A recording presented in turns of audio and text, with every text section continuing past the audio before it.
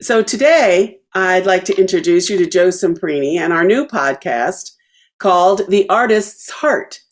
And the reason that it's called The Artist's Heart, you'll understand once you get to meet Joe, because everything he does comes straight from the heart. So, Joe, let's start. Let people know for me what made you decide at a young age to become an artist and to express yourself and your feelings through art. Well, when I was younger, hello everybody out there, I used to doodle a lot and not pay attention to my teachers, but I'd be doodling on the side of my pages. And I never thought much about it. And then I heard that Robert Kennedy or John F. Kennedy used to doodle on the side of his pages as well. And he used to do some drawing. So then I kind of got a little more involved and started taking drafting in high school and, learning more technical parts. But then just free form drawing, which are on Etsy right now. And that was early on. And then I was fortunate enough to get introduced to Alexander Calder, whose artworks, his giant mobiles and stables, were fabricated at Waterbury Iron Works, where my father and my uncle were involved as owners and worked there with all the technicians. And they were building giant sculptures. And I got to go down there and play around and weld up some small pieces. And it was like, oh my God, it was another world. It was like fantasy world.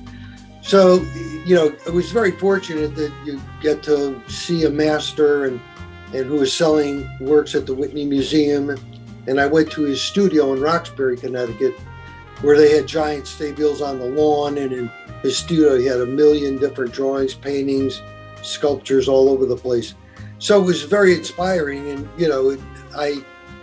at that age, you're not sure, okay, I'm doing this, but is it any good? And then I started doing art shows and got some recognition and honorable mention or best in show, and went to the Audubon show down in New York City and won a ribbon or, a second, third place, whatever.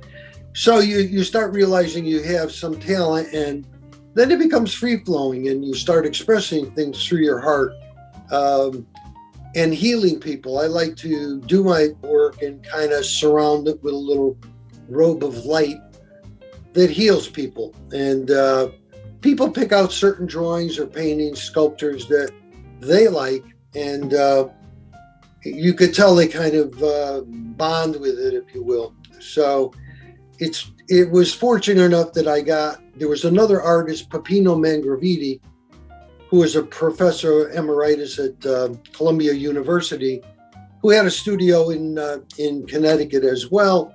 And I went to see him, and he had Chagall's, Braque's, Picasso's on the walls that he had gotten as gifts because they used to hang out together in Europe. And so you got to really feel the flavor of really talented, masters, if you will. My brother-in-law is the curator or whatever for the Matisse Foundation. And he's so all these little connections kind of put you in place with the art world. And I grew up in Connecticut, which was close to New York City. So I used to go down on the train when I was 16 years old and go to all the art galleries and go to see Thelonious Monk and John Coltrane and the like, which was very fortunate to have that center close by. So that's kind of how I started. And the rest, you just, have to practice and master your craft. And, it takes time to do that to where you feel it's the way you see it in your mind, and then produce it. And there's a difference between seeing things, and your mind goes a million miles an hour. And I could see hundreds of artworks and sculptures and colors. I even dream about them. But you could only do the one you're working on at that time. So by the time you're finished, it's like an antique, even though it's contemporary to me. So those are some issues of how I started and, got into the gallery scene. And then I traveled all over the country. I showed San Francisco, Japan. I did a show in London, all over New York City, down in the Village, up on Upper East Side, Newberry Street in Boston, Palm Springs, Palm Desert, LA, Beverly Hills, Rodeo Drive. So it kind of definitely expanded to a higher quality experience. And I have works at Carl Jr. corporate headquarters, Uniroyal, large medical centers. The Arthritis Center of Connecticut has several pieces, and there's an 18-ton sculpture off Route 84 in Connecticut I did in 1973, which I dedicated to my hometown, and it was an idea where the city urban renewal agency sponsored the foundation, and another friend of mine had a large crane, took a 150-ton crane to put it up, and it was donated, and I donated it to the city and whatever. Another sculpture is at the University of Connecticut. The governor at that time christened the opening of that sculpture and that higher education complex. So I've done a lot. I have a lot more to do and experience. Leads me to a couple of questions I wanted to get. And one is, there's two I'd like you to cover if you can, and we can take them one at a time. But first is, how did you land on contemporary art? I mean, some people do landscapes, some people do photography, some people do, and you have landed in the contemporary abstract space. And how is that just where you saw work done, or is that where your heart is? No. Is that where you're most comfortable? It's just what you see and you feel. It's a gift. Where I was watching, and it was very interesting the other night, Tyler Henry, who's a psychic medium. And I don't really, go for that much. But I watched the series, and the thing was, he sketches like I do. And that's how he starts his reading. And he goes, that's how he learned about his talent.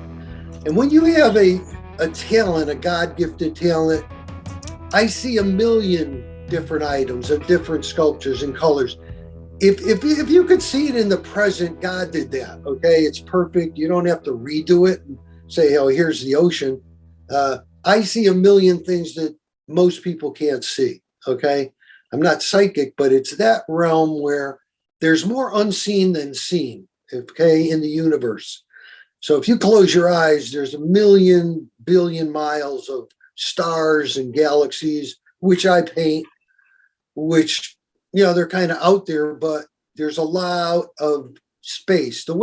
Easiest way to encapsulate this is your eyes see a certain colors. There's 8 or so colors of the rainbow, but you can't see ultraviolet rays or X-rays or gamma rays, okay? They're there, but the eyes can't see them. Doesn't mean they're not there.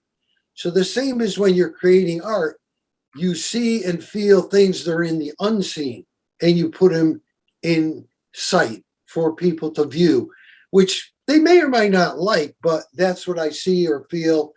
And you could change it, because as it's coming through, it's not me, it's an energy source that comes through you. The more you get out of the way, the better it comes. You might see the vision, but as you do it, it's expanded and the energy comes through and pretty much does it for you. You just have to be patient enough to master the paint or the sculpturing or the welding or whatever it is. To create that is another story. That's the mechanics of it, where you have to perfect to get the art done that you see or you feel. So it comes through naturally if you get out of the way and meditate on it, or however another artist might get there. I see unseen things and put them into reality instead of looking at reality and saying, oh, let me paint that tree. It's great for some artists. I probably couldn't paint a good tree. Okay, it's not my thing. I see unseen sculptures, paintings, a million colors, and you can't do them fast enough. You have to pick one, and by the time you're finished, it's like an antique because so much time has lapsed in the universe. It's old, even though it looks contemporary to you. It's old to me. Right. I get it. That makes so much sense because I think for the non-artist, really, they start with, oh, I see a tree, let me try to do that. Whereas that's where the artist's heart comes in. Why it's called that, because you're painting from an internal combustion, not from an external feed. Well, part of it is external. You see shapes, colors, designs. When I started doing this stuff, everything was boring. Now you see modern buildings with paintings on the side and other modern artists and designs of architecture, and these new stadiums and stuff are just another world. I mean, they weren't like that. It was just the new Ram Stadium is gorgeous, and it's very contemporary. Years ago, it was just a circle and a bunch of seats. They didn't have expenses that they go to billions of dollars now to create a stadium. So part of it is external because you say, oh, that's a nice shape. Oh, that's a cool design. I can incorporate that in what I'm doing. And you see other artists and you go, wow, you might not do his work or her work. You say, that's a nice shape or color or the way they blended that. And you say, well, I'll do it my way, but you grow from other artists. Everybody kind of looks at Pablo Picasso and tries to emulate what he did, but he came from inside another world where he'd paint a picture of a girl and it looked like, okay, where's the girl? But, and mine are like that. And I do too much sometimes because it's infinite. You got to learn how to stop and put on the brakes and say, that's enough. Right. Now, is part of your artist, tell me what got you, because I know you from many, many years back from Connecticut. And then somewhere between that, you ended up in California. How did that transition come about? Well, I'll tell you the truth. I went and see a couple of psychics and they told me, you're not going to be around here long. And I had pretty much done what I had to do as a foundation in Connecticut. And, you give up this opportunity cost. You give up something to get something else. And I had gone out west with a buddy of mine, Wes Belsutnio, who was the captain of the basketball team, signed the contract with the Oakland Oaks, which is now Golden State Warriors. Anyway, the day of graduation, we took off in his E-Jag and went out to San Francisco. And my mind opened up like a can opener. It was like, just beautiful scenery and a freer kind of spirit, and the way people were more athletic and outdoors, and it was beautiful. I said, wow, I wouldn't mind living here, and made some inquiries into the art situation, and that was in the back of my head. And I taught school for 7 years in Connecticut, and then I said, it's time to move and grow. And I just actually packed up my car and left. And I landed in Santa Barbara, which was a beautiful area. And I started showing in San Francisco. And then I'd go back to Connecticut, make the sculptures or paintings and ship them out to the West Coast and do some shows in New York or Boston. But I was showing in all these galleries on the West Coast. And kind of, got addicted to the California lifestyle. Understood. It beats the blizzards and the East Coast. So, I got a lot of work done back there. I perfected, my craft as far as welding and putting pieces together. And I had a beautiful studio back there, which I don't have at the present time. But that's the thing. We did the transition to California, but what's unique about your art is that you don't just reside in painting, you just don't reside in pen and ink, and you don't just reside in sculpture, and you even have these three-dimensional doodles. did you start in the sculpture and then transition, or did you do it all? Actually, I started with the drawings, and the drawings are, you could only do so much three-dimensional on a piece of paper. And although the designs you're doing, are incorporated, you can make a sculpture from them if you could find the pieces or make the pieces and then weld them together. So it just kind of flowed one into the other because of Calder and Waterbury Ironworks. And I had a cousin that took me down there that was, from New York City, and wanted, she wanted to introduce me to welding the stuff. And even though my father did it in ironwork, putting up stairways and whatever, I never thought I'd be welding up things. And when I went down there, when you weld up something and it gets suspended in the air, it's just really mind-blowing. And there's something about the welding that it's hot metal burning. It's like the core of the earth coming through the welder. So it's got this electric feeling for sure, current going through, but the welding part of it and the way they land, the way you set them, it just blows your mind. It blew my mind anyway. And I said, wow, I really like doing this. And then I started collecting pieces and that I could weld together and go down to the ironworks more. And they were very generous because they let me dig through their bin of used stuff. And I actually have one sculpture that's on the website that is leftover pieces of a Calder, which is a tribute to Calder because it's very similar to one of his big giant stabiles that were in front of World Trade Center and Sears Tower. And I think one of them they show on different shows. You see them still. The Blues Brothers, they run through the underneath one of the Calder pieces and that movie in Sears Tower. So that was made in Waterbury, Connecticut. So, that was kind of the start of my journey. And then it's just doing it. It's like, it takes a lot of energy and a lot of thought, and you need the money too. I mean, some of my pieces, the marble's $300 for a piece of marble. And today it's probably $800.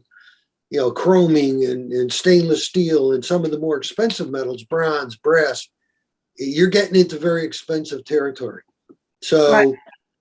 You start, I still do the drawings and they're on the clothing now and the site. And, those are fun and not that hard to do. It's kind of relaxing and, you do a part and then you do more of it when you have more time. And now I'm doing the digital art, which is really cool. Just doing the digital paintings, and you don't need the paint, you don't need the canvas, you just do it on a computer. And it's pretty cool. So, yeah, I mean, you're in a lot of genres, but the California move, what I thought was really interesting there is it also exposed you to some very prominent and famous people who got involved with your art and buying it. So you want to talk a little bit about some of that? Yeah, I mean, I lived in Beverly Hills, and I'm a financial advisor, 25 years licensed financial advisor. You have to make money out here or you won't be here, and do the art secondarily, which was not fun, but that's the way it is. But when I was in Beverly Hills, I hired, PR agents that, introduced me to Alex Trebek. He got a painting and did a photo shoot at his house. John Ratzenberger from Cheers, who's from Trumbull, Connecticut. We went out to Beverly Hills together. And, he introduced me to several people. And then I sold them to like Carl Jr. headquarters. They bought them in galleries.